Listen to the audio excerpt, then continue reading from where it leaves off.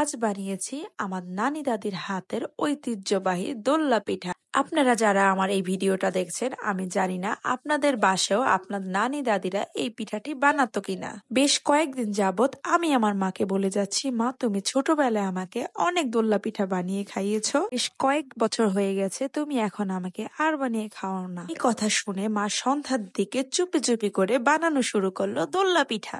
এই পিঠাটা হচ্ছে পৃথিবীর সবচেয়ে সহজ পিঠা। চালের গুঁড়ির মধ্যে পরিমাণ মতো লবণ দিয়ে তার মাঝে মিঠাই ভরে গোলগোল্লা বানালে তৈরি হয়ে যায় আমাদের দোল্লা পিঠা। এই পিঠাটি আপনি আপনার মনের মতো যে কোনো শেপ দিতে পারেন। আমরা পিঠাটির শেপ দিয়েছি উট পাখির ডিমের মতো। কোম্পানিতে অনেকক্ষণ পিঠাটি সিদ্ধ হওয়ার পর আমরা পিঠাটি নামিয়ে ফেললাম। এই পিঠাটি খাওয়ার সবচেয়ে মজার বিষয়টি হচ্ছে, এই পিঠাটি যখন আমরা কামড় দেব তখন ভিতর থেকে মিঠাইটা ব্লাস্ট করবে। এইভাবে সেদিন আমরা গরম গরম পিঠা খেয়ে উপভোগ করলাম।